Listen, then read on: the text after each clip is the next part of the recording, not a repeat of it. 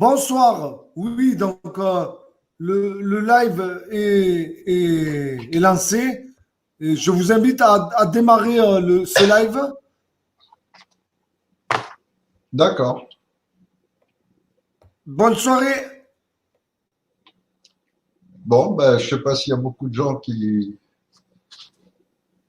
écoutent ce que je dis. C'est pas non plus très important parce qu'en fait, sur les lives comme ça, le plus facile, c'est quand même de répondre à des questions parce que ça permet d'avancer euh, beaucoup plus dans la compréhension des choses importantes.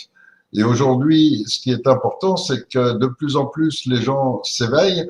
Et moi, je constate une chose, c'est que la France était très en retard sur le reste du monde au niveau de la connaissance globale. Il y a 20 ans de ça, on va dire, c'est-à-dire au tout début des années 2000, en France, il y avait pratiquement personne qui se rendait compte de ce qui se passait, ce qui fait qu'on m'a pris pour un fou, bien sûr. Il y en avait quand même un qui avait beaucoup plus d'informations que tout le monde, c'est Pierre Hillard. Et Pierre Hillard avait compris ce qu'était le nouvel ordre mondial, l'expliquait déjà, et c'est le seul, je crois qu'en France c'était le seul. Et puis, comment dirais-je, et puis la prise de conscience a commencé, on va dire il y a 4 ans, il y a 3, 4 ans, 5 ans, euh, les idées que j'avais lancées au tout début, quand je suis arrivé en France en 2014, 2013, les idées de comprendre que la République, c'est la franc-maçonnerie, que tout le monde est soumis à un conditionnement illusoire entre démocratie, République, etc. Toutes ces idées-là, elles commencent au bout de 4, 5 ans. Elles commencent aujourd'hui à être entrées dans beaucoup d'esprits. Quand je parle de changement de système plutôt que de changer de politicien, ça aussi, ça commence à rentrer dans les esprits. Après, il y a un tas de groupes qui, au lieu d'appuyer, ont préféré se mettre de leur côté pour essayer de se mettre en avant. Bon, ça, c'est humain, on va dire, c'est normal. Mais ça a quand même permis que, de tous les côtés, parce qu'il y a des gens à qui ma tête revient pas, par exemple, ou mon vêtement, ou autre chose, j'en sais rien, et ils préfèrent écouter quelqu'un d'autre. Donc même si ces gens sont pas très sains parce que leur mentalité est plus de se mettre en avant que de s'occuper du bien commun, en attendant, ils participent quand même à cette prise de conscience générale, parce qu'on entend quelqu'un dire quelque chose et après on le vérifie. Et quand on a fait plusieurs recoupements et puis qu'on a fait ses recherches soi-même, on aboutit à une compréhension beaucoup plus vraie, plus profonde, plus sûre, surtout parce qu'il y a une confusion énorme sur tous les réseaux sociaux. Et sur Internet, on trouve chaque chose et son contraire, à boire, à manger, donc c'est très difficile. Et donc, c'est quand quelqu'un a réussi tous les recoupements qu'à ce moment-là, il produit à nouveau de son côté l'information qui est répercutée et ainsi de suite. Et du coup, ça a fait que ce génie français qui existe depuis 300, 400 ans, depuis la Révolution de 1789, ce génie français qui vient même d'avant, puisqu'en fait, ça vient plutôt de Descartes, de Montaigne, de ces gens précédant le siècle de la Révolution, ce génie français se réveille, il continue, comme quoi il y a quelque chose qui passe à travers les générations, il y a un réveil particulier qui vient sûrement d'encore plus ancien et qui fait que les Français ont trouvé l'idée, par exemple, des gilets jaunes. Chose que d'autres pays qui ont fait des révolutions, des manifestations aussi importantes et tout, n'avaient pas pensé à faire. Et donc, en plus de ça, ils ont créé aussi un autre concept qui est celui de s'accrocher, c'est-à-dire semaine après semaine, d'y retourner, de continuer, d'insister. Et tout ça, ça n'existait pas avant. Dans le concept des gens, on fait une manif et puis après, on attend. Tandis que là, il y a une pression qui est exercée en permanence par l'ensemble des mouvements, que ce soit les Gilets jaunes ou les autres avant, et qui, avec les Gilets jaunes, s'appuie beaucoup plus. C'est pour ça que le mouvement tient beaucoup mieux que les mouvements précédents. Mais les mouvements précédents, la plupart des gens aujourd'hui, ils ont déjà oublié. Ils ont oublié qu'avant, il y a eu les indignés, avant, il y a eu le 15e, avant, il y a eu je sais plus comment il s'appelait, enfin, les nuits debout, et donc, il y a eu d'autres. Mais il n'y a que les Gilets jaunes qui restent aujourd'hui parce que ça a pris une autre ampleur, une autre dimension, et puis ça a obligé les dirigeants du pays à montrer un peu plus leur vrai visage, c'est-à-dire qu'ils n'ont aucune empathie, ils n'ont aucun respect de rien, et qui sont capables absolument de tout. Ils sont capables, donc c'est exactement une police Gestapo qu'on a en France maintenant, y compris par les lois, puisqu'ils ont annulé l'indépendance de la justice, ils se sont donné le droit de violer toutes les lois par celle qui a été votée le 30 octobre 2017, ou 2016, je sais même plus, qui leur permet désormais de passer outre les droits de l'homme et donc de rentrer chez vous à n'importe quelle heure du jour ou de la nuit, sans autorisation, sans mandat de juge, sans rien. Ils font tout ce qu'ils veulent, ça y est, c'est les patrons du pays. Et depuis qu'il a commencé, Macron a vendu pratiquement tout ce qu'il y avait à vendre en France, donc toutes les grandes entreprises, les aéroports, tout ce qu'il peut. Et maintenant, comme il reste plus grand-chose, il reste plus que la terre de France, c'est ce qu'il y a dessus, les forêts. Eh ben ça y est, il fait une loi maintenant pour dire la terre, de toute façon, c'est à nous les francs-maçons. Vous avez le droit que de la maison qui est posée dessus. Et les forêts, ça y est, les a mis en vente aussi. Donc voilà, il y a plus de France, il n'y a plus rien. Ça appartient à tous aux Américains, aux Chinois et aux amis de Macron, quoi. Donc là-dessus, il y a 15-20 ans, j'avais expliqué que en 2018 commencerait tout le processus qui amène donc le nouvel ordre mondial dans les années 2030 à 2040 à être le pouvoir absolu sur Terre. Et ce processus donc a commencé. En 2020, c'était prévu donc qu'il fasse le crash économique en même temps que lancer une épidémie et en même temps commencer à déclencher les guerres civiles.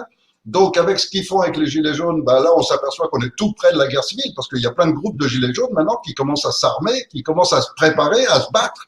Et on voit qu'il y a des réactions de plus en plus, même si elles sont peu diffusées, parce que les médias n'ont pas intérêt à montrer quand des flics se font choper avec leur voiture et attaquer, etc. Donc, ils le cachent pour pas faire peur aux autres flics. Mais il y a de plus en plus de cas. Et il y a de plus en plus de groupes armés qui se préparent. Donc, on va vers une guerre civile très clairement. Et Macron fait tout pour l'envenimer, bien sûr. Et bon, du côté du crash économique, ça y est, pratiquement toutes les réserves d'or sont totalement à l'abri et uniquement en possession donc de ceux qui ont monté tout ça. Et donc, quand ils vont procéder à l'écroulement global, bah, il restera plus rien. C'est-à-dire qu'il n'y a plus de monnaie, il n'y a plus rien. Et ce processus avait déjà été expérimenté en Turquie, en Argentine. Récemment, ils sont allés très proches du même système en Grèce et à Chypre. Et maintenant, c'est le Liban et l'Irak, où les banques n'ont plus rien. C'est-à-dire les gens ne peuvent plus manger, il y a plus de distributeurs, il n'y a plus rien, les banques ferment. C'est la catastrophe totale, quoi. Et donc en France, dans très peu de temps maintenant. Alors, quand je disais ça il y a 15 ans, on me prenait pour un fou. Et puis, de la démosophie qui explique tout ça, je suis passé à monter le Conseil national de transition. Maintenant, toujours grâce à des gens qui sont eux aussi dédiés au bien commun, c'est-à-dire pas liés par toujours leur petit ego personnel, des gens qui vraiment veulent apporter quelque chose à l'humanité. Ils ont réussi à découvrir un truc fabuleux qui est cette Cour suprême. Et donc maintenant, toute notre activité, toute notre action, et là on est en train de fabriquer des tracts en quantité, etc., pour lancer à fond le concept de Cour suprême. Seulement, on peut pas tourner en rond avec les quelques milliers de personnes qui sont toujours sur Facebook et sur les mêmes réseaux. Il faut maintenant aller à la rue, trouver les gens en quantité. Et la vraie quantité, elle n'est pas sur les réseaux. Il y a très peu de gens. Il n'y a même pas 5% de la population qui va sur Internet. Donc, il faut absolument maintenant aller dans les rues, porter les tracts, en mettre dans les boîtes aux lettres, sur les pare-brises, partout, et sans arrêt, pour que les gens prennent conscience, sachent que des Français ont lancé une initiative qui permettrait de résoudre tous les problèmes. Donc, pourquoi s'en priver? Quelle est la raison pour laquelle on s'en priverait? Alors le seul problème qu'on a maintenant pour développer ce concept de la Cour suprême, le seul problème qu'on a, c'est que c'est un système dans lequel il n'y a aucun ego. Personne ne peut se mettre en avant, personne ne peut dominer personne, ni rien. Alors donc ça plaît à personne, parce que chacun voudrait se mettre en avant. Donc il n'y en a pas un qui va défendre le concept de Cour suprême, il n'y a que les simples gens. Et les simples gens, c'est nous. Mais ce sera aucun de tous ces meneurs des gilets jaunes quelconque ou des partis politiques ou autres. Alors, c'est forcément plus difficile parce qu'il n'y a pas de répercussions autres que par les simples gens comme nous et ça nous oblige à fabriquer les tracts, à trouver les moyens de le faire. Il n'y en a pas beaucoup, donc on fait au fur et à mesure. Et puis ensuite d'aller dans la rue et puis de faire les immeubles, etc. Enfin, c'est vraiment de la distribution en grand et il faut qu'on arrive à couvrir toute la France. Donc, ça y est, ça se met en route. Là, l'équipe commence dans 3 jours. Euh, et puis, on espère arriver à éveiller les gens à temps. Mais maintenant, c'est vraiment la course contre la montre. Maintenant, c'est disparition totale de la France, peut-être dans les mois qui viennent, où on réussit quand même à passer juste avant cette Cour suprême et à éveiller et à unir tout le monde par cette Cour suprême. Dans quel cas, on sortirait des problèmes. Mais il faut absolument pour ça qu'on ait une masse assez importante pour qu'elle puisse être considérée par les gens de l'armée française qui sont encore intègres. Et il y en a encore. Pas, bien sûr, pas dans les hautes sphères, tous les généraux, sont des politiciens. Mais en dessous, dans la hiérarchie, il y a encore des gens qui sont intègres, qui sont patriotes, qui veulent sauver leur pays, qui veulent sauver leur famille et qui seraient prêts à s'engager pourvu qu'il y ait une masse de Français logiques, censés avec un vrai programme, avec un vrai concept, etc. Et donc, si on arrive à se réunir avec cette Cour suprême, alors on pourra avoir un contact avec ces gens-là. Ils seront attirés forcément à défendre leur propre famille, tout bêtement. Donc, vers qui ils peuvent se diriger aujourd'hui? Vers personne. Ils n'ont absolument aucun interlocuteur. Donc, c'est à nous de devenir un interlocuteur valable juridiquement, valable légitimement, valable à tous les niveaux, et surtout au niveau structure et concept et programme, etc. Et donc, on est le seul interlocuteur valable pour eux, mais il faut qu'on soit la masse, il faut qu'on soit un nombre assez important. Et il faut qu'ils sachent qu'on est appuyé globalement par les Français qui veulent sauver leur pays. Donc, il reste encore du boulot, mais il faut le faire très vite, parce que pendant ce temps-là, le programme avance très vite, et dans les mois, vraiment, beaucoup de gens se rendent compte que l'été va être extrêmement chaud cette année. Et il reste 4, 5, 6 mois avant que les grands problèmes commencent, sans compter qu'ils peuvent très bien intervenir à n'importe quel moment. À n'importe quel moment, ils peuvent déclencher un nouvel attentat, ils peuvent tout d'un coup détourner l'attention de tout le monde sur un nouveau sujet.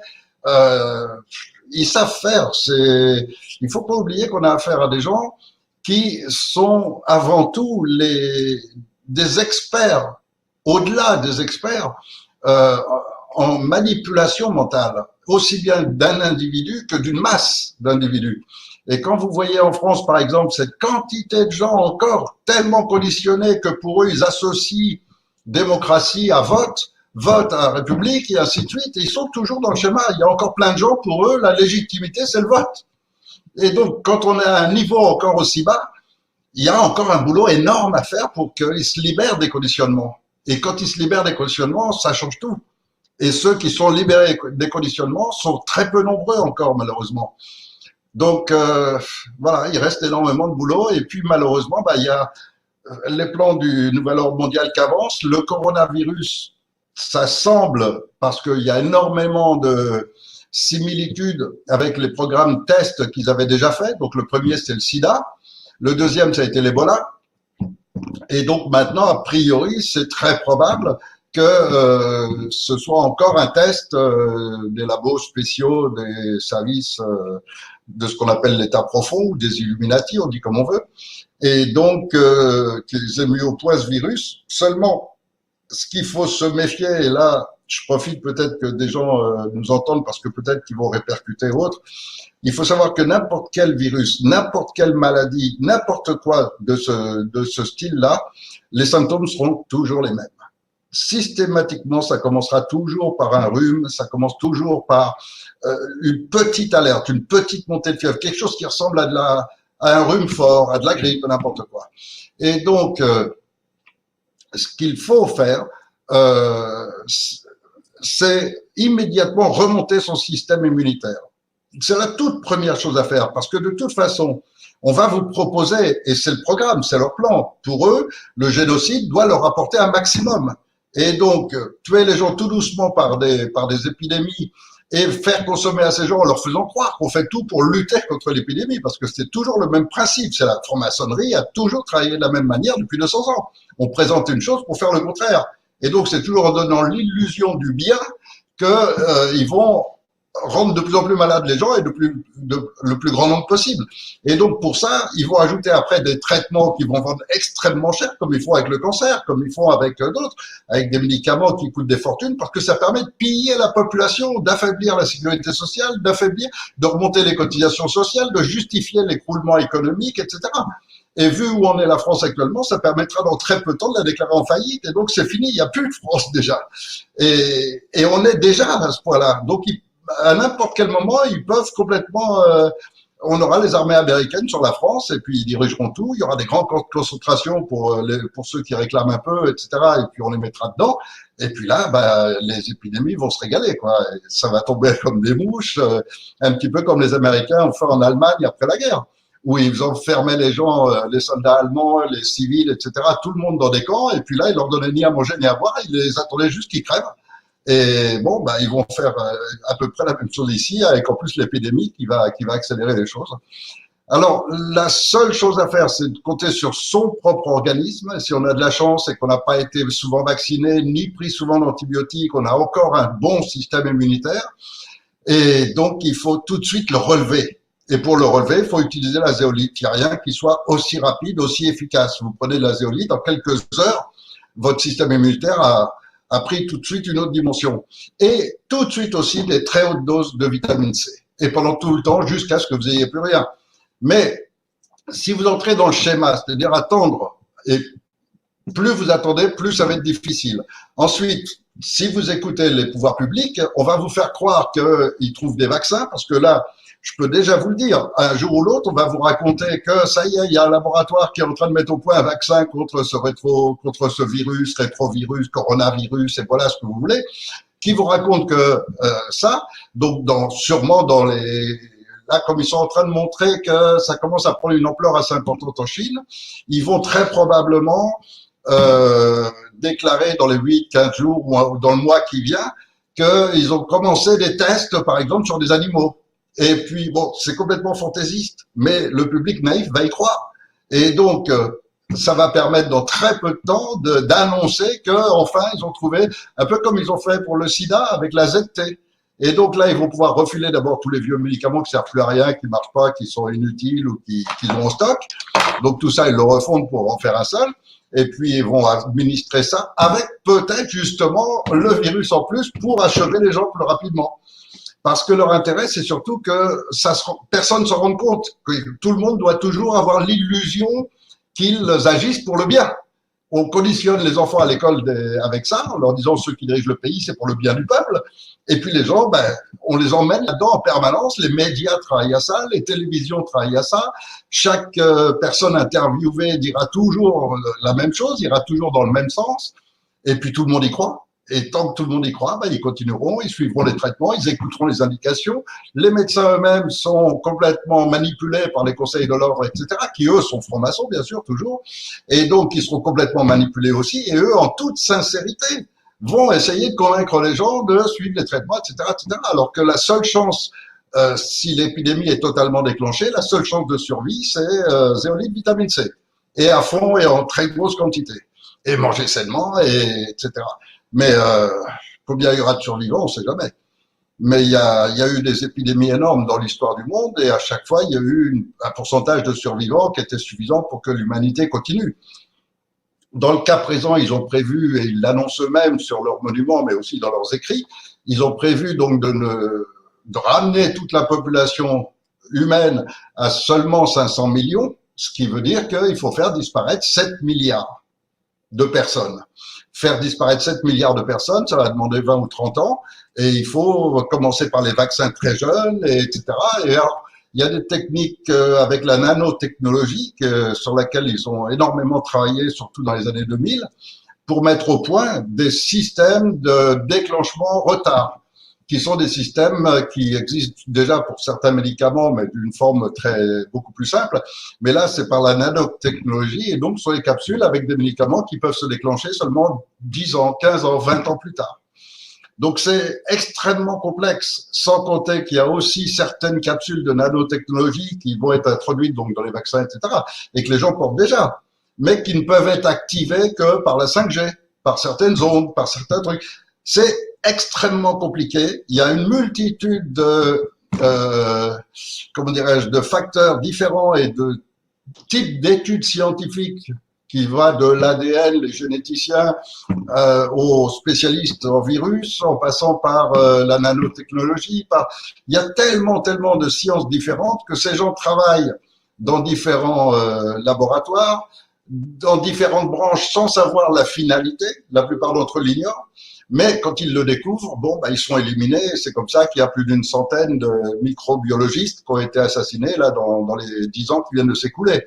Et j'ai mis un petit article pour parler de ça. Déjà, les premiers qui avaient travaillé pour préparer l'Ebola, il y en a déjà pas mal qui avaient été assassinés dans les années 2000, 2001, 2002. Donc, tout ça, c'est la norme du Conseil du Nouvel Ordre Mondial. C'est leur norme, c'est leur programme. Il est annoncé depuis tellement de décennies que tout ça, c'est juste l'application de leur programme. Ils le suivent à la lettre et il n'y a rien qui les freine et tout va très bien. Donc, pour eux.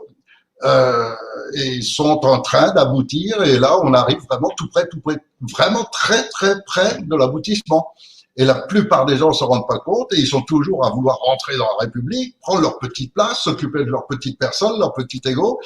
Et quand j'ai passé 6 ans en France à tourner, à faire des conférences, etc., pour seulement trouver à peine quelques centaines de personnes qui sont prêtes à vraiment se donner pour le bien commun, alors que j'en ai rencontré des dizaines de milliers.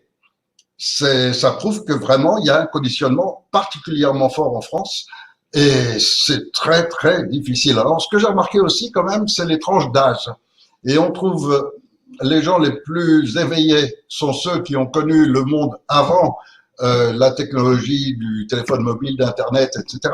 et qui font forcément une autre vision du monde et de la France et des rapports humains, puisque tout est là en fait, hein, et des rapports humains donc d'avant.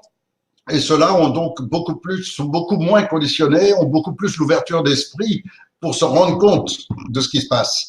Et puis, la deuxième catégorie de gens qui, alors, à l'inverse, eux sont complètement informés aussi, ce sont les plus jeunes.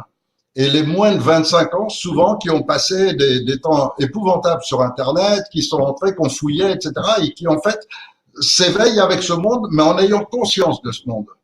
Et ça, c'est les très jeunes.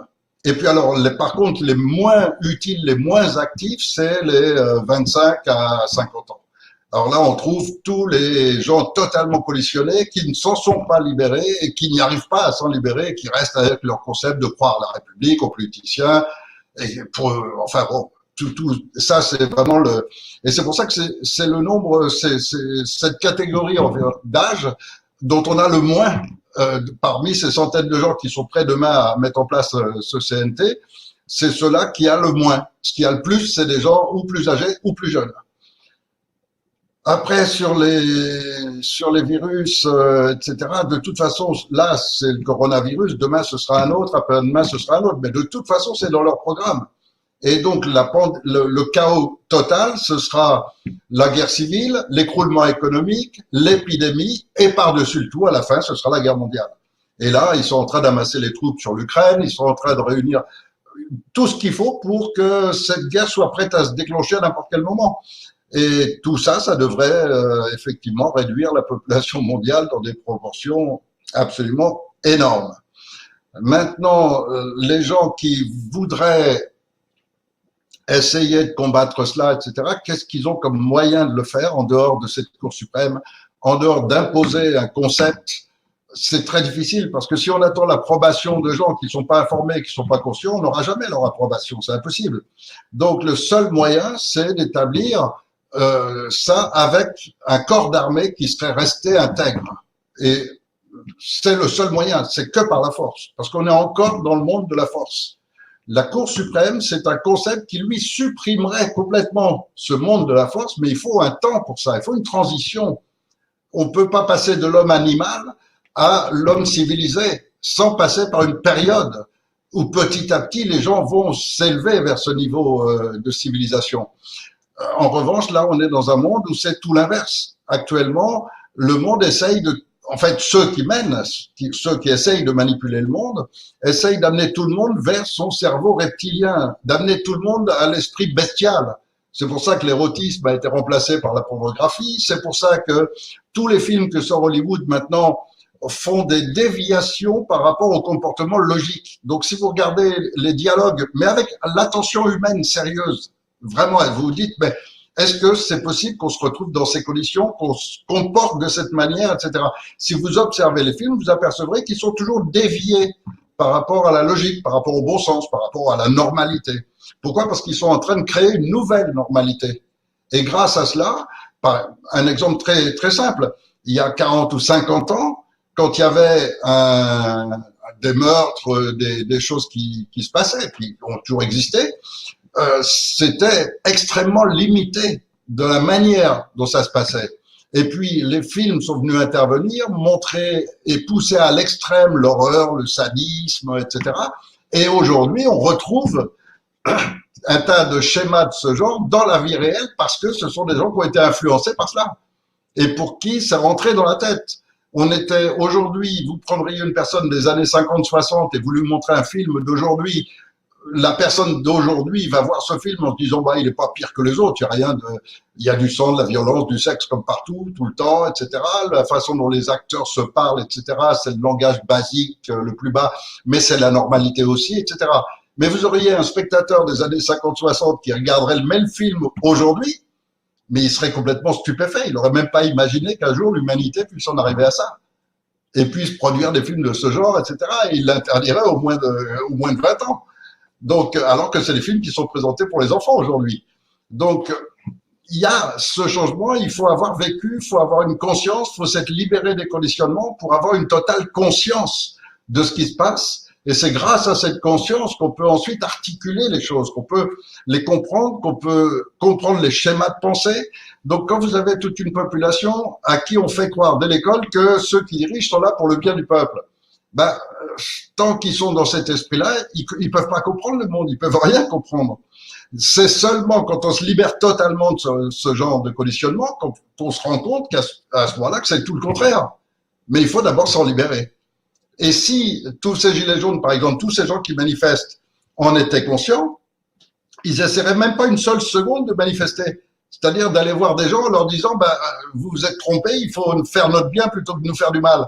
Parce qu'ils sauraient dès le départ que ceux-là sont là pour leur faire du mal. Et donc, ils chercheraient même pas à manifester, ils chercheraient à les dégommer tout de suite. Et là, ceux qui sont les plus avancés, qui commencent à en prendre conscience, de plus en plus, c'est le langage qui se tient entre eux. Et si vous écoutez les gilets jaunes, même sur les réseaux sociaux, on le voit de plus en plus, les gens deviennent, comment dirais-je, deviennent conscients que ces gens sont pour le mal, mais qu'en plus de ça, ils partiront pas autrement que par la violence. Et donc aujourd'hui, de plus en plus, les gens sont amenés à cette violence, malgré eux, mais ils n'ont pas le choix, parce que ceux qui prennent conscience se rendent compte qu'il n'y a aucun autre moyen pour les dégager, et que de toute façon, on affronte des gens qui, eux, sont capables de tout. Ils sont capables de foutre en l'air un avion de 300 personnes uniquement parce qu'il y a 4 personnes dedans qui veulent l'éliminer. Eux n'ont aucune limite d'aucune sorte. Et quand vous n'avez aucune limite, aucun scrupule, aucune empathie, aucune notion humaine, mais vous êtes beaucoup plus fort que l'humanité. Et c'est ça leur force. Elle est que là. Et nous, notre force, bah, c'est d'arriver à se libérer de tous les conditionnements pour les comprendre. Et quand on les comprend, à ce moment-là, on connaît leur démarche, on connaît leur schéma de fonctionnement, on connaît tout ça. Et quand on connaît tout ça, on peut l'affronter. C'est très, très compliqué. Ça touche tous les domaines, depuis l'éducation nationale, la santé, la police, la justice, la magistrature, enfin absolument tous les domaines.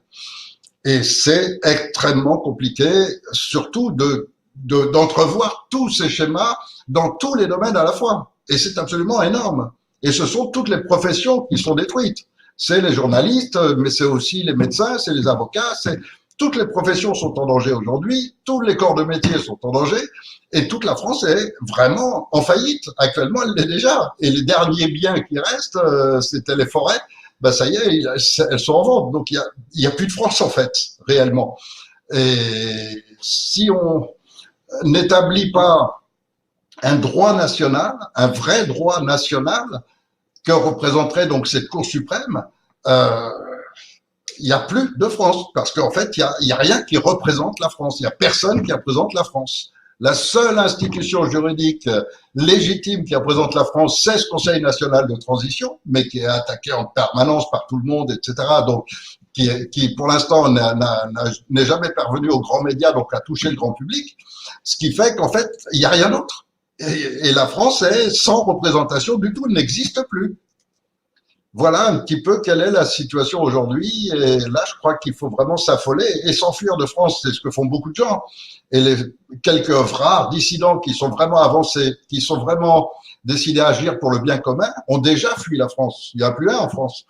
Donc, ce qui reste en France aujourd'hui, je crois que il reste pas beaucoup de chance. Il faut vraiment un effort énorme, particulier. Je mets des annonces sur Facebook, j'invite les gens à participer à ces distributions de tracts et tout. Il faut qu'on touche tous les Français.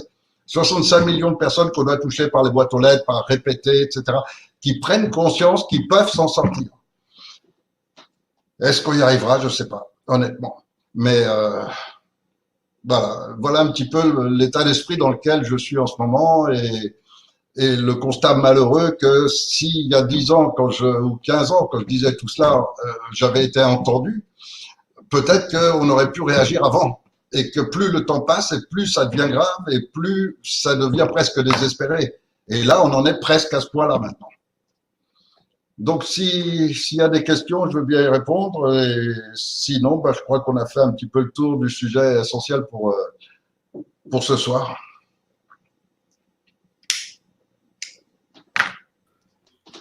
Bonsoir. Alors oui, Eric, il y a des questions. Je te les affiche, d'accord, pour que tu puisses y répondre. D'accord. Elisabeth Fournier. Non, quand Macron sera arrêté et jugé, est-ce que le nouvel ordre mondial sera stoppé? Non, Macron, c'est une toute petite marionnette. Le nouvel ordre mondial, c'est avant tout, ce sont les multinationales, ce sont les banques, et toute la représentation réelle de ce qu'est le nouvel ordre mondial, c'est la plus secrète de la planète. C'est celle où vous ne voyez pas l'économie, vous ne voyez pas les comptes, vous ne voyez pas les entreprises, vous ne voyez rien. C'est-à-dire qu'en fait, ce sont les paradis fiscaux. Et toute la fortune de la planète se trouve dans les paradis fiscaux. Et donc, c'est absolument invisible. Alors, Macron arrêté et jugé, ça changera rien. Ça changera qu'une seule chose, c'est remettre le pouvoir au peuple. Il n'y a que ça qui changera les choses. Parce que les Français eux-mêmes, selon le concept de cette Cour suprême, c'est des gens comme vous et moi, c'est des gens normaux, simples, sains, normaux, qui pensent au bien commun, même s'ils pensent à eux. Parce que quand vous réunissez 300 Français pour juger d'une action, quelle qu'elle soit, chacun pense à soi. Et en même temps, se référer à soi est normal. Donc si vous faites une loi, par exemple, sur les enfants, chacun va penser, oui, mais moi, mes enfants, j'ai pas envie de les traiter comme ça. Ou si c'est même des très jeunes, ils vont se dire, mais moi, je veux pas que mes parents me traitent comme ça. Si c'est des beaucoup plus âgés, vous voyez, chacun va intervenir par la pensée logique. Et la pensée logique de la civilisation humaine, ce sont les générations en présence. C'est les grands-parents, les parents et l'enfant. Or, aujourd'hui, si vous demandiez à chaque enfant s'il avait le choix, est-ce qu'il vous préférerait pas avoir un papa et une maman? Tous les enfants du monde préfèrent avoir un papa et une maman. Et qui les traite bien, et que chacun dans son rôle, etc. Donc, si vous mettez les gens à décider au-dessus et à contrôler le gouvernement pour qu'il puisse pas déclencher de guerre comme il le veut, pour qu'il puisse pas réagir comme il le fait aux manifestations, etc. La Cour suprême, c'est vraiment le peuple au-dessus, et un gouvernement, c'est quoi? C'est une émanation du peuple. Donc, cette Cour suprême, ce serait le peuple en permanence dirigeant. Et alors là, oui, ce serait un frein énorme au nouvel ordre mondial. Pourquoi? Parce que tout d'un coup, c'est un pays avec une économie extrêmement puissante, car on vous le cache, mais la France, c'est une des économies les plus puissantes du monde. Et en même temps, c'est aussi un génie particulier. Si les gens étaient libérés des conditionnements et ne soient pas formatés par l'école, etc., mais il y a un véritable génie français. Et donc, très rapidement, la France serait suivie par les autres pays, parce que quand un pays retrouve sa santé économique, le bonheur de vivre, la sécurité dans les rues, mais vous vous rendez compte, la transformation, les multitudes d'entreprises qui vont se créer à nouveau, les multitudes d'emplois que ça crée, etc. Toute la France se met à revivre. Et c'est très facile. Moi, je vous garantis qu'en 3 mois maximum, c'est fait. Il faut pas plus que ça. En 3 mois, on a complètement redressé le pays. Du moins, on l'a mis sur la lancée. Les profits interviennent tout de suite derrière. Et donc, quand je dis profit, je parle de profit de chacun. Et donc, c'est quelque chose qui, constaté par les pays voisins, va être immédiatement suivi. Tout le monde veut ça. Tout être humain normal veut vivre en paix, veut éduquer ses enfants en sécurité, veut avoir les vraies informations. Enfin, tout ça, c'est ce que veut tout le monde. Et donc, si un pays l'obtient, mais tous les autres voudront la même chose. Et donc, les autres peuples créeront eux aussi un Conseil national, une Cour suprême, etc. Et il y aura, et puis ce sera le commencement de la fin du nouvel ordre mondial. Ils n'auront plus aucun pouvoir. Et ils perdront très vite leur pouvoir. Une chose toute simple, vous remettez dans chaque village de France les épiceries, les boulangeries, les charcuteries, les crèmeries, tous ces petits commerçants qui existaient dans les années 60, 70. Et puis, qui va aller encore acheter de la bouffe sous plastique chez Auchan ou chez Carrefour? Plus personne. Tous ces centres, ils vont disparaître tout seuls. Il n'y aura aucun effort à faire. Même pas à faire appliquer la loi, parce qu'ils violent les lois de tous les côtés. Donc, il n'y aura même pas besoin de se casser les pieds avec ça. Parce que tout simplement, plus personne ira acheter de la merde quand on peut manger sainement. Et donc, le nouvel ordre mondial s'écroulera par lui-même, par les banques, par les multinationales, etc. Par exemple, quel est le pays du monde qui reconnaît que c'est normal que Nestlé détienne ses rivières, ses fleuves, les nappes phréatiques, etc. Pas un seul. Il n'y a que les gouvernements corrompus qui s'entendent avec Nestlé. C'est pour ça qu'en France, toutes les eaux sont vendues à Nestlé. Mais Nestlé ou Veolia, enfin peu importe. Après, c'est les succursales de Nestlé. Ils en ont 50 000 sur la planète. Donc, il y a tous les noms que vous voulez. Mais c'est toujours le même groupe, c'est toujours Nestlé. Pour les autres, ils se sont divisés quelques familles. Chaque famille a ses principales multinationales qui en contrôlent d'autres qui, elles, sont connues du public, parce que les vrais, vous les connaissez pas. Et si je vous donnais les noms, vous en auriez jamais entendu parler. Et ce sont les vrais. Il y a une dizaine de multinationales de base qui n'existent que dans les paradis fiscaux, qui sont propriétaires des grandes multinationales que vous connaissez, qui sont Danone, Nestlé, Kellogg's, Coca-Cola, etc. Et donc, ce nouvel ordre mondial disparaîtrait comme ça. Et puis Macron aurait été jugé, moi je le mettrais dans un asile psychiatrique tout bêtement, parce que c'est un arriéré mental, c'est clair, je crois. Donc, oui, qu'il soit jugé pour trahison, etc., par un tribunal militaire, parce que actuellement il fait une chose qui est absolument pourrie, qui est celui de laisser des militaires sans solde, de laisser des flics avec des arriérés. Par exemple, il doit une vingtaine de millions environ d'euros de retard de paiement d'heures supplémentaires et tout à la police. Or, une vingtaine de millions d'euros, c'est une bouchée de pain pour lui. C'est rien à côté des commissions qu'il a touchées sur la vente de tout ce qu'il a vendu en France. Donc, il pourrait même payer de sa poche sans que ça les borne quoi que ce soit de son compte. Mais il le fera pas. Et ces idiots de policiers, eux, continuent de croire que c'est les politiciens qui les payent. Donc, ils continuent à le défendre quand même. C'est extraordinaire. C'est extraordinaire. Et parmi eux, il y a malheureusement pas mal de psychopathes, de sadiques. Ils sont pas tous dans la magistrature, ni dans les prisons, ni au gouvernement. Il y en a aussi dans la police, malheureusement. Et alors ceux-là, par contre, on les met en avant, etc. Et ça entraîne les autres. Et bon, et tout ça, c'est la machine en route de manipulation globale. Là, il y a un certain nombre de policiers, c'est derrière les barreaux qui devraient être. Et Macron, derrière les barreaux, il sera moins dangereux que là où il est, c'est sûr.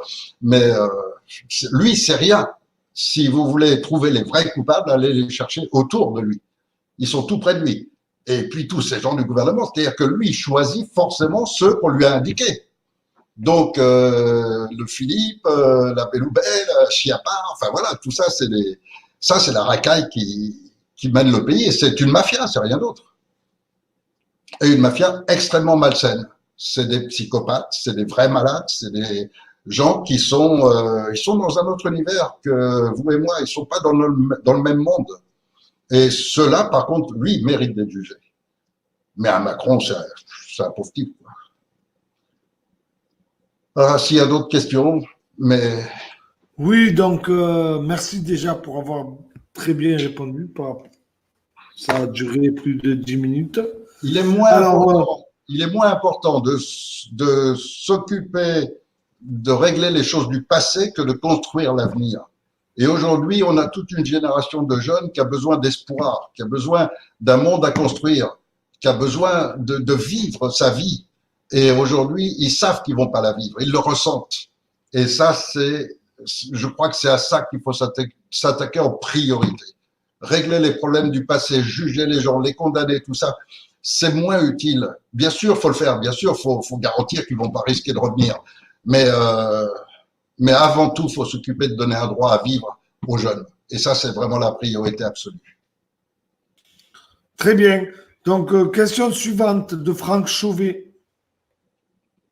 Combien de temps ça va durer? Dans leur programme, eux, ils annoncent la mise en route en 2018. Donc, effectivement, c'est bien ce qu'ils ont fait. L'épidémie, etc. Eux pensent 2030 à 2040, mais ils se sont prémunis par des villes souterraines immenses, etc. Eux, ils ont tous les refuges prévus, au cas où ça devrait durer 20 à 30 ans de plus, qui est la durée de retombée des radiations atomiques. Parce qu'il va y avoir des explosions des centrales nucléaires, etc. Et donc, ils savent qu'il va y avoir une période. Mais eux estiment actuellement que cette période pourrait être de 20 à 30 ans. Donc, ils ont les abris, etc., qui sont prévus pour 2 à 3 générations. Et alors je sais qu'il y a beaucoup de gens qui comprennent pas ça, mais ça fait partie des raisons pour lesquelles leur programme a été monté comme ça il y a 250 ans. C'est que tout ce qu'ils décident, tout ce qu'ils organisent, se fait toujours sur une durée qui est plus longue que la durée de vie humaine. Et de cette façon, leur plan passe totalement inaperçu. Donc aujourd'hui, quand vous dites à quelqu'un, un type de 75, 80 ans, un Rockefeller, un Rothschild de 80, 90 ans, qui va aller se réfugier dans une de ces villes, alors qu'il sait très bien qu'il ne pourra pas ressortir avant 30 ou 40 ans, donc il sera mort depuis longtemps, c'est pas logique et on n'arrive pas à le comprendre.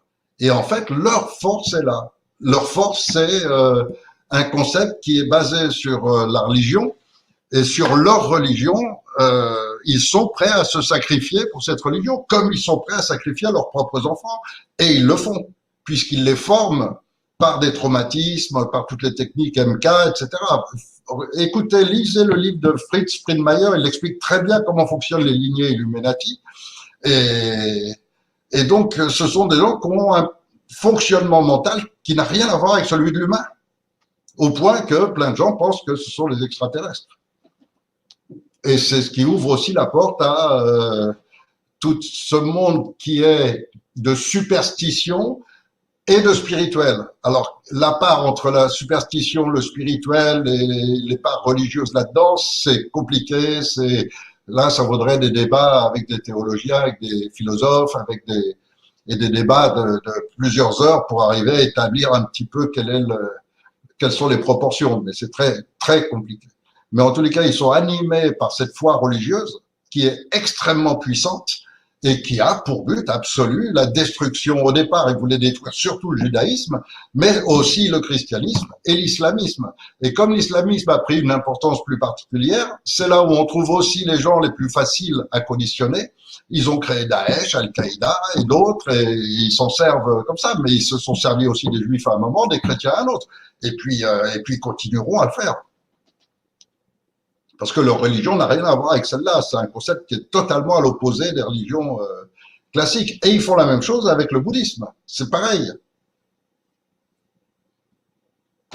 Très bien. Pour eux, tout ça, c'est des religions à abattre. Oui, pardon, Mohamed. Il y a d'autres questions. Donc, oui, alors il semblerait, là, il y a une réaction qui suit une question. Donc, il semblerait que si tous les groupes différents du peuple se rassembleraient, ça ferait plus de poids pour sauver la France.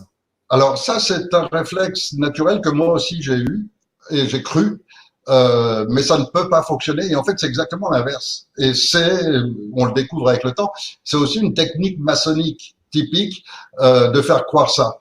Parce que, en fait, c'est tout le contraire. Plus vous allez unir des groupes, tout groupe a forcément un meneur. Or, dès lors que vous réunissez des groupes, ce que vous faites, c'est de mettre des meneurs qui, eux, veulent monter au-dessus de l'autre, et ils sont tous les uns à se monter les uns sur les autres. Et donc, vous provoquez en fait plus de divisions plutôt que des multiplications. Ce qui fait que tout ce que vous pouvez constater depuis 6 ans, regardez la quantité de groupes qui se sont créés sur Facebook, chacun annonçant que c'était lui. et puis qui ont disparu depuis, et puis d'autres qui ont pris la relève, et puis ça s'est multiplié. Et il y en a en quantité énorme. Et donc, si nous, on est abouti avec cette Cour suprême à créer un concept dans lequel il n'y a plus du tout d'ego qui peut se mettre en avant, eh ben, regardez la réaction. Tous devraient le soutenir puisque ça sauverait la France, ça sauverait l'humanité. Et pas un seul ne le fait. Parce qu'il n'y en a pas un seul qui y trouve son intérêt personnel.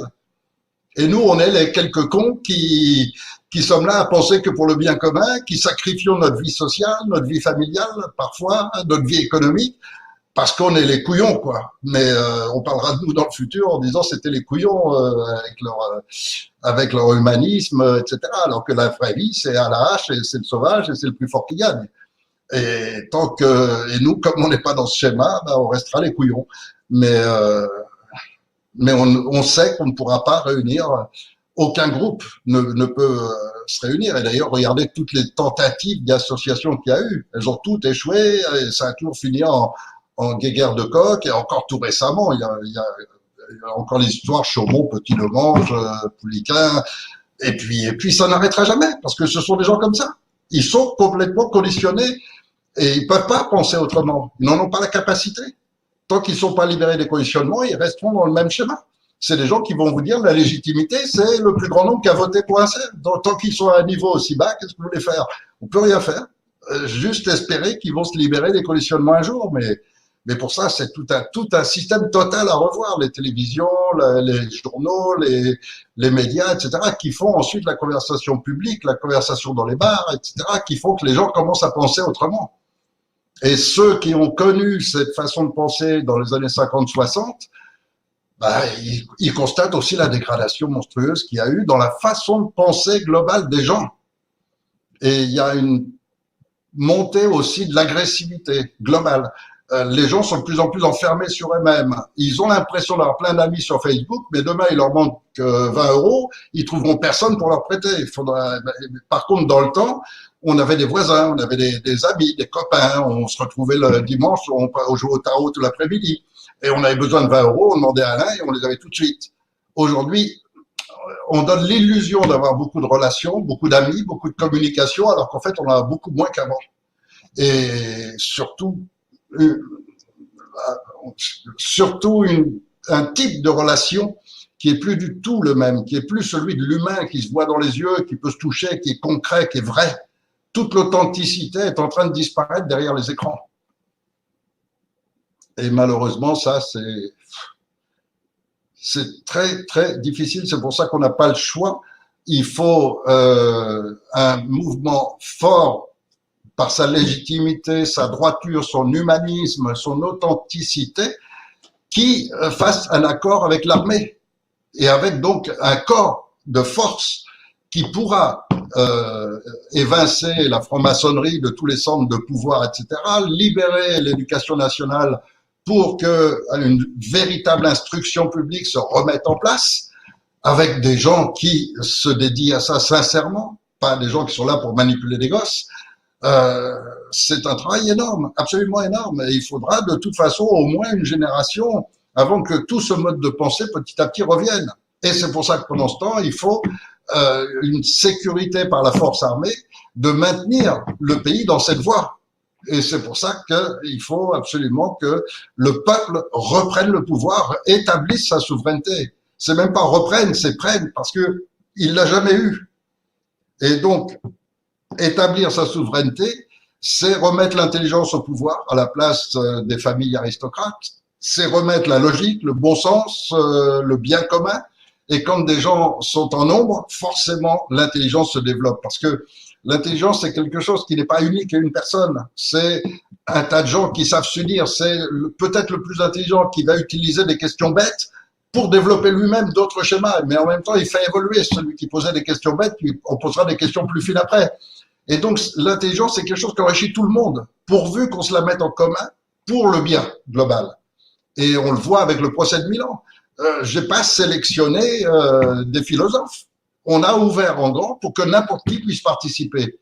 Qui est venu? Eh bien, n'importe qui. C'est-à-dire des gens, il y a des jeunes, il y a des vieux, il y a des femmes, des hommes, des gens ingénieurs, des gens ouvriers, des gens, voilà.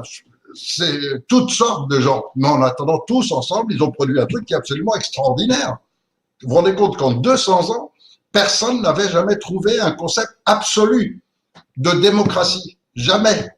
Qui permette vraiment de manière absolue, qu'il n'y ait plus jamais une guerre sur la planète.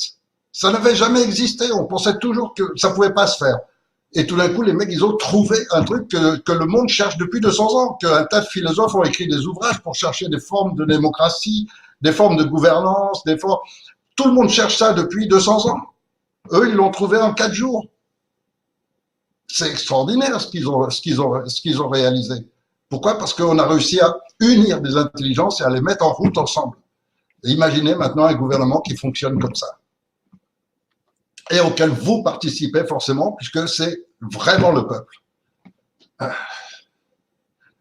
Tous les problèmes de la planète se résolvent en un rien de temps. Aussi bien les océans pollués par tous les déchets uranium que les Américains larguent dans toutes les mers du globe, que les Russes et les Français aussi au passage d'ailleurs, que assainir toute la planète. Et avec les intelligences en commun, tout ça peut se résoudre, mais très facilement. Tout, absolument tout. Et il n'y a pas besoin de créer un immense génocide ni rien. Et ce sont des continents entiers, de l'Indonésie à l'Afrique, qui retrouvent la joie de vivre, qui retrouvent leur culture, qui retrouvent leur droit à vivre en paix, et ainsi de suite. Et c'est tout à fait faisable. Il faut le vouloir. Le problème, c'est que ceux qui le veulent sont les philosophes, des humanistes, des gens prêts à se sacrifier pour le bien commun, et que ceux-là, ils sont pas nombreux. Quand je vous dis, en 6 ans en France, à peine quelques centaines qui sont vraiment, sincèrement, prêts à s'engager complètement dans ce sens-là. Ça fait quand même très peu. Voilà. Très bien. S'il n'y a pas d'autres questions. Si. En fait, elle a demandé, pouvons-nous nous réunir avec ceux de Petit Demange et d'Argilier pour faire le nombre? Ces gens-là, bon, Petit Demange, c'est la République, bon, d'Argilier, je connais pas, mais peu importe. Si c'était quelqu'un vraiment d'informé, sérieusement, il aurait su forcément, quelqu'un qui va un peu sur Internet et tout, forcément, il sait qu'il existe un Conseil national de transition qui a été proclamé, qui a été déclaré à l'ONU, qui est en route, etc. Donc la première des choses à faire, imaginez, demain vous débarquez dans un nouveau pays et vous cherchez un certain type d'information sur un sujet quelconque. Vous allez forcément commencer par faire quelques recherches pour trouver, et puis le plus important de tous, vous allez forcément le connaître. Bon, donc ces gens savent forcément qu'il existait le Conseil national de transition. Pourquoi ils ne sont pas manifestés? Pourquoi ils n'ont pas rejoint? S'ils ont des idées en plus, pourquoi ils ne les apportent pas? Tout simplement parce qu'ils veulent, eux, ils sont là à travailler pour eux-mêmes, pas pour le bien commun. Donc forcément, ça ne les intéresse pas le CNT. Ce qu'ils veulent, c'est arriver à se faire connaître, à monter leur groupe ou à se faire de l'argent. Mais ils ne sont pas prêts à se sacrifier pour le bien commun. Et donc, ils ne rejoindront pas le CNT, ces gens-là. Effectivement, là, je partage entièrement ce que tu viens de dire, Eric. Pourtant, ça fait que quelques mois que je vous connais. J'ai beaucoup appris, j'ai beaucoup observé et entendu. Et effectivement, je suis entièrement d'accord sur ce que tu viens de dire. Alors, il y a une autre question. Nous, on fait l'unanimité au moins sur une seule chose, c'est que tout le monde nous déteste. Ils sont tous contre le CNT. Ils ont tous peur du CNT, et tous, politiciens, groupes, mouvements, tous. Voilà, on fait l'unanimité au moins là-dessus. C'est génial, c'est génial. Donc, la bourse et les banques, ça risque de bouger avec le Brexit. Le Brexit, il est complètement en leur faveur. Tout ça, c'est encore une manipulation absolument énorme. Le Brexit, c'est mettre l'Angleterre à l'abri de l'effondrement économique qu'on va tous subir. Donc, c'est génial pour eux. Et c'est pour ça qu'ils l'ont fait, pour une raison très simple, c'est que ça les intéresse de protéger l'environnement de leur centre de commandement, parce que le centre de commandement majeur sur la planète, c'est quand même la City. C'est la City à Londres qui contrôle tous les paradis fiscaux. La City et le Vatican. Et donc, entre la City et le Vatican, ce sont les deux endroits les plus intouchables de la planète. Et ce qui les entoure pourquoi en Italie il y a une certaine souplesse pour la mafia, pour les loges maçonniques, etc. Parce que le Vatican est hyper protégé et il trouve ses intérêts. Les liens du Vatican avec la mafia, avec les loges, la loge P2, etc. sont hyper étroits. C'est la même famille, tout ça. Et la City à Londres, c'est la même chose. Donc, ils veulent que l'Angleterre soit protégée face à l'effondrement économique de l'euro et à tout ce qui va suivre et tout l'écroulement européen, qui est dans très très peu de temps maintenant. Donc, leur intérêt, c'est effectivement de pas subir les lois américaines, puisqu'en fait, on parle de l'Union européenne, mais c'est les Américains qui contrôlent derrière. Et en fait, quand je dis les Américains, c'est pas les Américains, c'est les Illuminati dont le siège est avant tout, ils se servent avant tout de la puissance américaine, puissance militaire, parce que l'Amérique n'a jamais rien eu d'autre. Ils n'ont ni civilisation, ni rien, ils n'ont que les armes. Et avec leurs armes, depuis 200 ans, ils font la guerre sur toute la planète, mais pour le compte des Illuminati, pas pour leur compte. Et donc, le Brexit, pour eux, c'est très bien. Ça les arrange, mais ça changera rien pour nous. Et à part si vous avez de l'or, quand l'effondrement arrivera, il n'y aura pas d'argent à la banque. En ce moment, les banques vous limitent déjà énormément. Vous pouvez pas. À mon époque, à moi, j'arrivais à la banque, je disais j'ai besoin de 10 000 francs. Voilà, toutes les banques avaient de l'argent et on vous donnait l'argent que vous vouliez. Aujourd'hui, allez demander ne serait-ce que 1 000 euros et c'est tout juste s'il faut pas présenter une raison et le droit et pourquoi et quelle raison, etc. Vous réclamez 1 000 euros alors que c'est votre propre argent. Et donc, les banques ont commencé à limiter, et pas que en France, c'est aussi en Espagne, en Italie, en Allemagne, etc.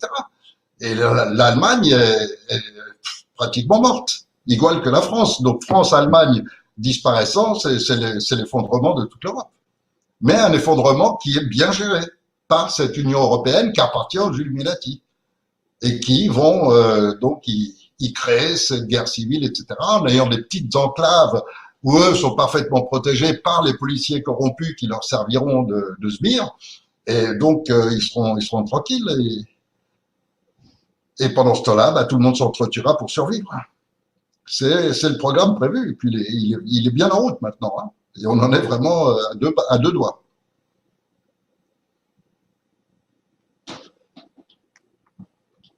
Bien, ok, très bien. Qu'est-ce qu'on peut dire de plus, à part que vous avez... À qui doit-on s'adresser pour avoir les tracts?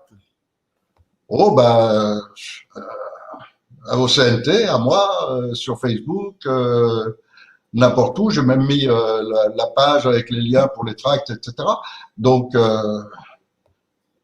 à tout moment, si là, les premiers tests en cours, là, les premières livraisons vont avoir lieu dans le centre de la France, donc sur la région lyonnaise.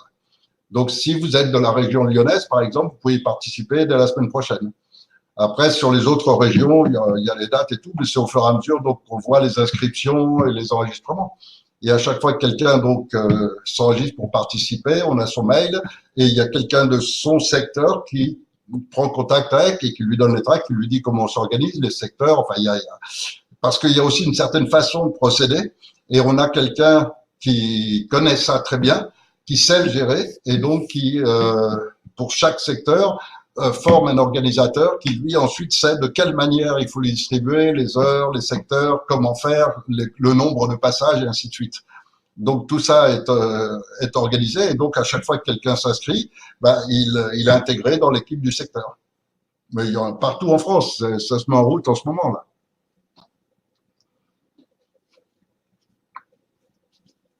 Et sur le site web, conseilnational.fr, on a affiché les tracts et tout. Donc, les tracts, c'est pas vraiment, c'est des tracts, mais c'est pas des tracts style publicitaire.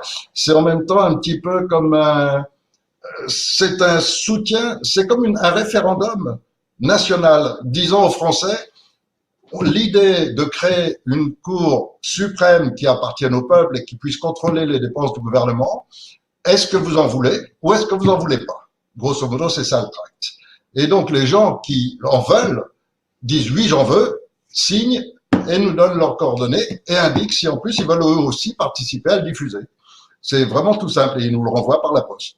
Donc, ce sont vraiment un appui. Il nous faut 1 million de signatures. Donc, il y en a qui se font en ligne directement, mais encore mieux en papier. Et donc, tout cela va s'additionner. Et dès qu'on a Dès qu'on a le compte, ça permet de l'enregistrer à l'ONU pour créer une Cour suprême internationale qui permet que tous les peuples aient un droit à être défendus. Parce que il est facile pour nous d'être égoïstes et de penser on est dans un pays aux frontières précises, avec un passé, une culture, etc. Et c'est pas en danger. Du moins, on en a l'impression pour l'instant. Mais imaginez un petit peuple qui vit dans un pays dans lequel il a presque aucun droit. Certains peuples en Tasmanie, enfin ceux-là, ils ont été exterminés déjà. Mais à Sumatra, Java, en Guinée, en Amazonie et autres, vous avez des peuples, des tribus qui vivent là. En Inde aussi, il y en a encore pas mal, qui ont leurs mœurs, leur culture, leur langue, etc. Et puis, malheureusement, on a fait les frontières autour, on leur a dit qu'ils dépendaient d'un pouvoir central, et ils sont en train d'être exterminés. On détruit les forêts amazoniennes, on détruit les forêts indonésiennes, on détruit leur habitat, on détruit tout pour qu'ils puissent plus vivre. En échange, on leur donne des bouteilles d'alcool et des médicaments avec lesquels on les détruit et on les fait disparaître assez vite. Et donc, ces peuples-là, il faut qu'ils aient un droit d'essayer de se défendre. Et donc, cette Cour suprême internationale, ce sera son rôle de permettre que tous les peuples puissent avoir un vrai recours juridique. Ok, très bien, merci. Donc, il y a une question. Donc, on pourra revenir au franc, en franc, Oui, tout à fait. puisqu'on était contre l'Union européenne. Oui, Elisabeth, si vous lisez le programme du Conseil national de transition, c'est inscrit dans le programme. C'est-à-dire qu'en fait, l'idée, c'était de faire un programme qui soit appliqué par les gens dont on est sûr qu'ils agissent pour le bien commun et qui ne dévient pas du programme. Et donc, le programme est très précis. Et ce programme consiste à mettre en place le franc en parallèle avec l'euro. Ce qui fait que quand l'euro s'écroule, on n'est pas perdu. On reste avec une monnaie qui nous permet les échanges intérieurs et une monnaie qui sera en plus basée sur l'or. À partir du moment où elle est indexée sur un métal, l'or, le platine ou le palladium, peu importe, mais à partir du moment où elle est indexée sur un métal, ça permet que le pays ne puisse plus subir un écroulement, un effondrement économique. Et donc, même si l'euro s'écroule, qui va servir encore quelque temps pour les échanges internationaux, etc. Mais si parallèlement, on met en place le franc, effectivement, on rétablit la création monétaire, on rétablit une nationalisation d'une banque et on retrouve donc la totale indépendance du pays, simplement par l'argent. Et donc, effectivement, il faudrait, on appellera le simple franc, à moins que les Français décident de l'appeler autrement, mais enfin bon, le franc, ça paraît le plus simple et le plus normal, et ce serait un franc pour un euro. Seulement, si vous avez un franc, un euro, en sachant que votre franc, il est protégé par une monnaie, par une indexation sur un métal précieux, alors que votre euro, vous savez qu'il est prêt à s'écrouler, à chaque fois que vous irez faire un achat, vous préférez vous débarrasser de l'euro et garder votre franc, ce sera naturel. Et tout le monde faisant ça dans un pays de 65 millions d'habitants, ça fait un pays très fort économiquement en très peu de temps.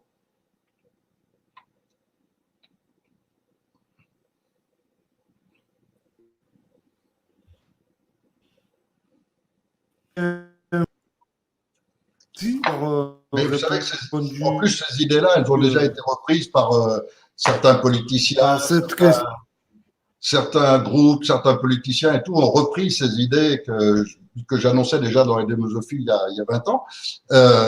Et donc, ces idées, elles sont de plus en plus répandues. De plus en plus de gens maintenant parlent de transition, parlent de changer de système plutôt que de bonhomme, etc.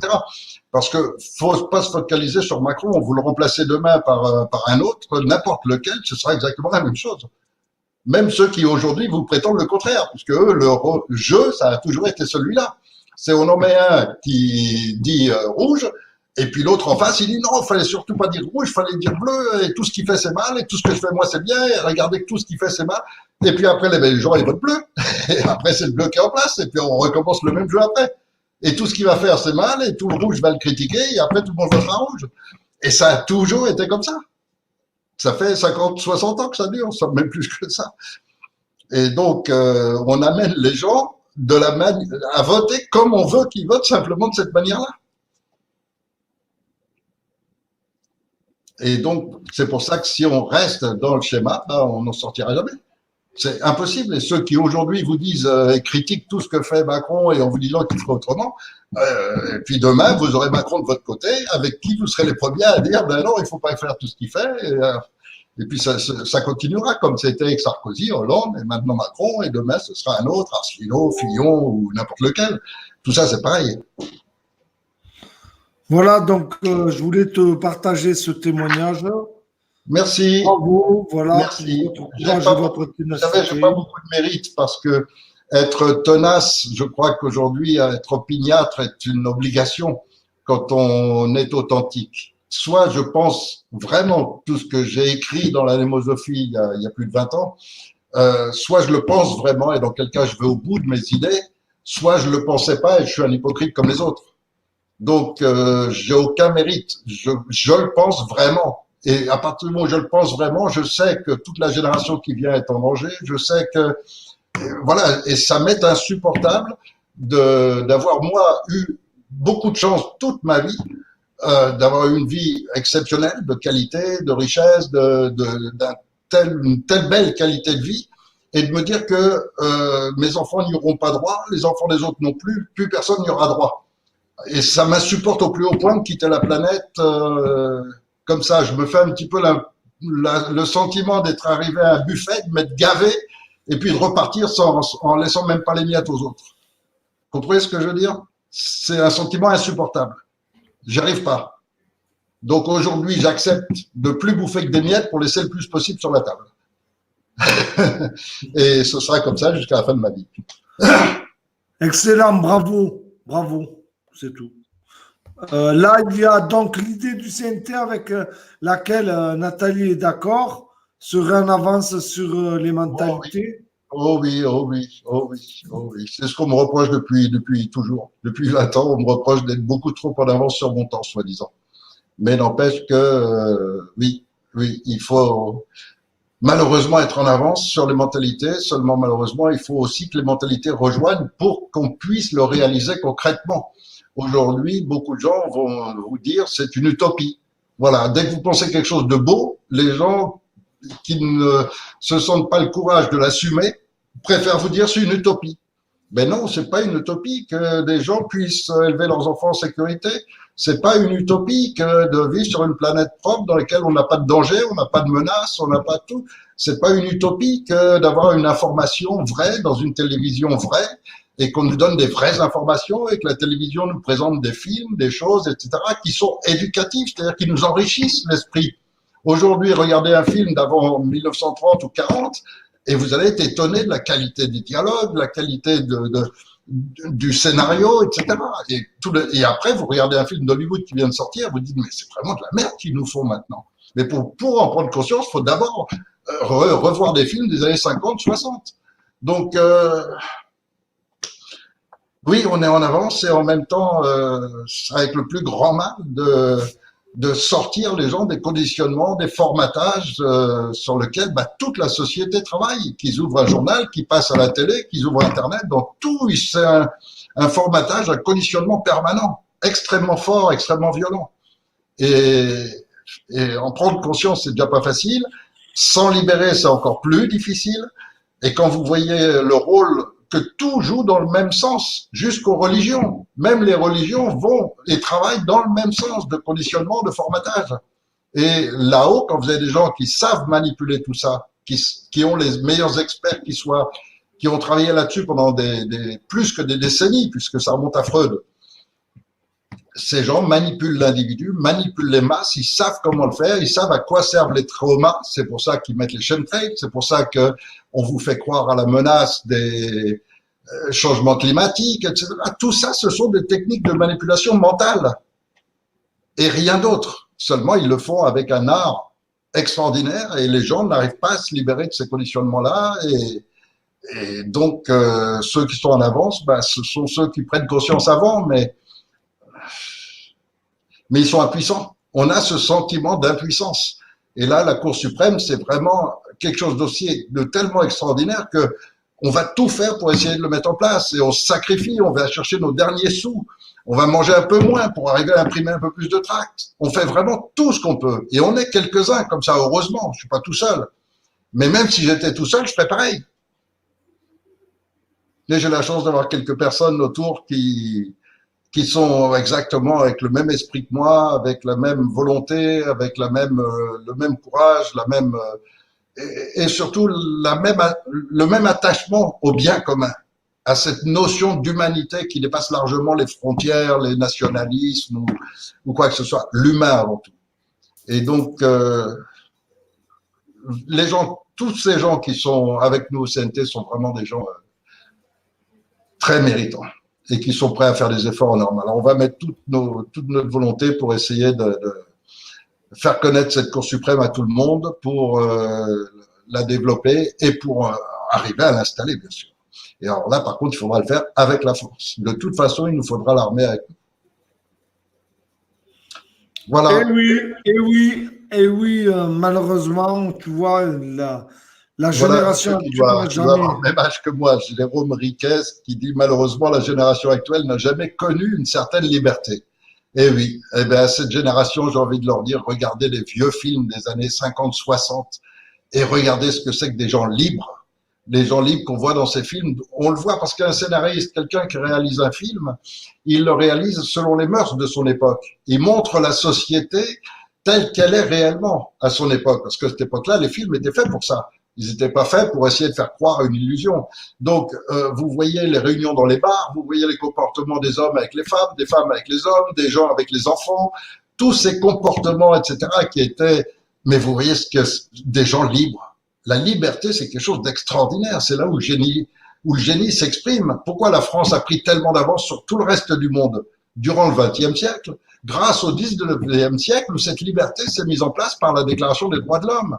Et où, forcément, les meilleurs esprits, ceux qui sont amoureux de la liberté, les philosophes, venaient en France ils sont tous venus en France. Modigliani, Picasso, les peintres, les artistes, les chanteurs, les Chopin, les Mozart, tout ce qui est génie s'est toujours retrouvé en France. Et donc, il fallait détruire le génie français. Et c'est ce qu'ils font depuis Giscard d'Estaing. Mais avant, c'est ça, et ceux qui l'ont connu, c'était une époque mais heureuse. Je vous assure qu'on était heureux. Complètement. On n'avait pas tous ces schémas d'aujourd'hui qui paraissent extraordinaires, qui paraissent invraisemblables, et pourtant on les a vécus progressivement. Mais si vous preniez une personne qui a vécu les années 50-60 et vous la mettez brutalement aujourd'hui dans le monde actuel, mais il se dirait que tout le monde est devenu fou, quoi. Donc oui, arriver à une société libre, se gérer nous-mêmes, c'est ce qui est à faire dans un premier temps au niveau commun, mais ça ne réussit que par la liberté individuelle. Et c'est chaque individu responsable. C'est pour ça qu'être libre, c'est être responsable. Comme être responsable, c'est être libre. Il faut être responsable si on veut être libre. Et c'est le plus gros défi qu'on ait à affronter face à des politiciens qui n'arrêtent pas de dire reposez-vous sur moi. À faire, vous n'avez pas à penser ni rien, je pense pour vous. Et on a un gouvernement qui n'arrête pas de nous faire croire ça et qui éduque les enfants dans cet esprit, qui crée cette barrière totale disant vous êtes les moutons, nous sommes les pasteurs. Et voilà. Et tant que les gens acceptent cette position de mouton, ben, ils restent dans les schémas du vote, de la République, de la démocratie, de l'illusion que le pasteur veut leur mettre devant les yeux. Mais s'ils veulent s'indépendantiser, alors ils deviennent des hommes libres. Mais pour ça, il faut être responsable. Il faut vouloir. Et moi, je rajouterais, si les gens lisaient le programme de la transition, ils décideraient de par eux-mêmes de leur avenir. Oui, mais beaucoup ne savent plus lire, ne veulent pas lire, ne veulent pas faire l'effort. Et moi, je voudrais que les gens le fassent pour critiquer ce qu'il y a dedans, pour dire vous vous êtes trompé là, ça vous pourriez le faire mieux, etc. Parce qu'il ferait progresser la chose. Et ça nous enrichirait tous, parce que c'est sûr que sûrement il y a des choses qu'on peut faire encore mieux. Seulement pour ça, il faut avoir la volonté réellement de changement. Donc de s'assumer, d'être responsable, de prendre en main ce programme et de dire bon ben voilà, ça c'est ce qu'eux ils ont fait, ben moi je vais faire mieux. Eh ben qu'ils fassent mieux, c'est génial, et puis bienvenue. Mais bon, il faut commencer par lire. Il n'y a pas le choix. Exactement. Voilà Marie-Agnès Albert qui dit son père serait heureux d'entendre ça. lui qui a été déporté, qui n'a jamais tiré un coup de fusil, on ne tire pas sur son prochain. Ouais, ouais. Ben, à l'époque de votre père, si on m'avait déporté, j'aurais été comme lui. C'est vrai que j'aurais beaucoup de mal à porter atteinte à un autre humain. François Chauvet qui dit oui, on est géré mondialement par des malades qui détruisent la vie et la leur en même temps. Non, non, Franck Chauvet, non. Euh, Ah, Ces gens-là, c'est leur religion. Et dans leur religion, elle est tellement bizarre, tellement spéciale, que ces gens, pour eux, l'avenir, c'est le mal. C'est leur religion. Et si vous lisez leur religion, vous allez comprendre à quel point elle est vicieuse, elle est proche de la nature humaine primordiale. Je dis primordial plutôt que primaire. C'est-à-dire que c'est vraiment la nature humaine de l'homme qui a à peine vit en société, qui est encore un animal sauvage. Et en fait, c'est vers ça qu'ils veulent revenir. Et ils veulent nous amener à ça. C'est pour ça que tout est orienté vers amener l'homme à se réfugier dans son cerveau reptilien, c'est-à-dire dans le basique de la survie. Et donc, ils forment leurs enfants comme ça. Il faut être conscient de ça, c'est terrible. Ils forment leurs propres enfants comme ça. Et donc, par les traumatismes qu'ils leur infligent, etc., ils fabriquent des enfants qui vont être totalement dénués d'empathie, qui ne sont pas véritablement humains, ils n'ont aucune empathie, aucune limite donc. Et donc, ils poussent le programme sans arrêt de plus en plus loin. Ce ne sont pas des malades, ce sont des vrais psychopathes dans le sens qu'on lui donne dans la psychiatrie moderne. C'est-à-dire des gens totalement dépourvus d'empathie, mais qui détruisent pas leur vie, parce que pour eux, la vie, c'est ça. Et donc, tant qu'ils ont ce concept, lisez la Bible satanique, c'est très bien expliqué, tout leur schéma est parfaitement expliqué. Et donc, lisez la Bible satanique, lisez le culte d'Isis, lisez ces ouvrages et vous comprenez leur schéma mental. Et puis, si vous lisez en plus, vous remontez à l'époque des premiers écrits, donc du Testament de Satan et autres, vous allez vraiment découvrir que dès le départ, c'était leur schéma. Il faut absolument détruire les religions, détruire la notion de bien et le mal. Et ils sont en train de le faire. Ils le font au niveau de la justice, de la police, du fonctionnement des gouvernements, de la monnaie, de la santé, de l'éducation nationale. Le mal est en train de remplacer le bien. Et c'est en cours, jusque dans les textes de loi, jusque même le mettre publiquement. Quand vous voyez des petites crapules, etc., on leur donne des légions d'honneur, on donne tous les avantages au pire. Et ce qui est plus grave, c'est même pas que ça, c'est surtout qu'ils sont approuvés et que les gens l'acceptent. Les gens réagissent pas contre ça. Et quand vous voyez donc les pires crapules à qui on donne des légions d'honneur, des titres et des gros salaires, et que vous voyez des types bien qui sont au chômage et qui vivent avec 2 mômes dans leur bagnole parce qu'ils ne peuvent pas payer un loyer, c'est ça qui est dramatique. Et c'est monstrueux. Ce qui est en train de se passer est absolument monstrueux. Mais le pire, c'est que les gens n'en ont pas conscience, ils ne veulent pas le voir. Et surtout, ils ont du mal à le comprendre, à le percevoir, parce que on a toujours tendance à se référer à soi-même. J'ai une façon de penser. J'ai du mal à comprendre quelqu'un qui pense d'une manière totalement différente. Et donc, si je vous présente demain une tribu dans laquelle on va dire le grand-père vient de mourir, vite ouvre la marmite, on va commencer à le faire cuire pour le manger, ça va vous choquer au plus haut point parce que vous ne comprenez pas une autre façon de penser. Et effectivement, ça paraît complètement fou, mais c'est une autre façon de penser et si vous la comprenez pas, vous ne pourrez pas aller contre, ni juger sainement si c'est la vôtre qui est meilleure. Donc, eux, c'est leur façon de penser, ils sont incapables de comprendre la nôtre, celle de l'humain normal, et donc, pour eux, il n'y a que la leur qui est meilleure et chaque môme est fabriqué, est conditionné et formé dans leur schéma. Et il ne peut pas être autrement. Donc,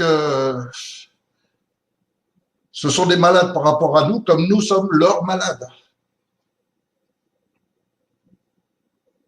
C'est très compliqué. Une question de Nathalie Echinacea. Et pourquoi détruire le génie français? Pourquoi détruire le génie français? Parce que le génie, ça va à l'opposé du mal. La philosophie, si on résume le terme génie, c'est les gens qui poussent la réflexion, la pensée vers le plus haut, et le plus haut mène toujours au bien, et non pas au mal. Et donc, forcément, le génie français devait être détruit. Et regardez ce qui sort. Aujourd'hui, par exemple, vous avez des œuvres d'Andy Warhol qui est de la merde, qui valent moins que les œuvres de Rodin, qui sont des chefs-d'œuvre exceptionnels. Et dans tous les domaines, c'est comme ça, dans la peinture, dans la musique, dans tout. Donc, le génie, ça mène automatiquement au bien. Si vous pensez sainement et si vous développez la philosophie, c'est-à-dire l'art de penser, et l'art de penser, ça vous mène automatiquement au bien de l'humanité. La philosophie, je la définis un peu comme l'art de penser au-delà de soi-même, c'est-à-dire en effaçant le temps et l'espace. Si vous effacez le temps, vous ne pensez pas seulement à quelque chose qui va durer une semaine ou 15 jours ou un an. Vous pensez dans l'absolu. Et penser dans l'absolu, ça veut dire penser à la planète dans 500 ans aussi. Ça, avec un ordre d'importance, bien sûr. Mais même chose pour l'espace. On peut penser au bien pour la France. Mais ça, si demain vous me disiez, voilà, vous allez mettre le CNT en place, ça va marcher, mais ce sera que pour la France. Ben déjà, je vous dirais non, parce que je peux pas me limiter à la France. Parce que l'espace, c'est toute l'humanité. Et ce que je fais de bien et ce que je veux faire pour l'humanité, c'est pas pour les Français plus que pour les Allemands ou pour les Chinois. C'est pour l'humanité. Et donc, je crois que c'est essentiel de maintenir ce génie et pour ça, c'est la philosophie. Et les philosophes aujourd'hui sont totalement déconsidérés. Ils sont à l'envers. Vous prenez les pires, des abrutis malsains et vous les présentez comme des philosophes, des Finkielkraut, des BHL, des BH, je sais plus quoi, là, Henri Lévy, un truc comme ça. Enfin, il y a 3-4 que j'ai eu l'occasion de voir des vidéos, des trucs de ces gens-là, mais c'est tout le contraire des philosophes, ceux-là. C'est le contraire absolu, mais on vous les présente sous le nom de philosophe. C'est comme une armée qui n'arrête pas d'occuper les autres pays, etc. On l'appelle ça armée de la défense. En quoi elle défend les Français, l'armée française? Elle sert uniquement à occuper l'Afrique et à assister les Américains dans l'attaque d'autres pays. Mais elle n'a rien défendu de la France. Donc c'est toujours des mots mensongers. Et c'est toujours les principes de la Bible satanique, c'est toujours les principes de la franc-maçonnerie. Et ils savent les appliquer. Et ils savent très bien le faire. Et ce qui fait que les gens, imaginez des gens qui ne savent pas autre chose que ce qu'on leur présente à la télé. Ben, quand ils ont vu des Henri Lévy, des Finkielkraut et puis d'autres, etc., ben, ils se disent si c'est ça la philosophie, les philosophes, c'est de la merde. Et ce sera leur réflexe normal. Alors que les vrais philosophes, c'est tout le contraire. Lisez un livre de Nicolas Grimaldi, par exemple, et vous allez voir que c'est un autre univers. C'est de la pensée profonde, c'est de la réflexion profonde, c'est relisez Anatole France, tout simplement. Et demandez-vous pourquoi Anatole France n'est pas enseigné à l'école et surtout qu'on évite d'en parler lors de l'enseignement. Et là, vous comprendrez que lui, déjà, à son époque, avait déterminé que la République, c'était ce qu'il y avait de pire pour l'humain et tout ce qui nous est évident aujourd'hui et qu'on redit en ce moment, il le disait déjà il y a 100 ans. Très bien, donc voilà. Merci, Monsieur Fiori, de cette réponse. Je suis de 1960. Effectivement, on n'est pas loin. Moi, je suis de 55. Donc, vous voyez, on est très proches. Vous avez connu ce monde de liberté, c'était une autre qualité de vie. Et moi, je voudrais bien que cette génération qui vient ait les mêmes droits qu'on a eu nous. Voilà, merci Mohamed d'avoir mis votre chaîne à disposition, de continuer tout ce que vous faites. Je sais que vous êtes parmi nos membres les plus actifs et puis surtout, vous êtes très ouvert d'esprit et ça fait plaisir. Merci d'avoir permis cette petite discussion. Merci Monsieur Roudet, je sais que vous êtes souvent avec des réflexions très justes dans tous les posts, les commentaires que je vois de vous. Souvent, vous avez des commentaires qui sont des réflexions bien pensées. On a besoin de gens comme vous. Merci à tous et bonne soirée. À bientôt, Mohamed. Très bien. Bonne soirée, Eric. Bonne soirée à toutes les personnes présentes, à toutes les personnes qui vont voir ce live. Partagez, relayez massivement. C'était votre soirée, c'était notre soirée. À très bientôt, les amis. Bye bye.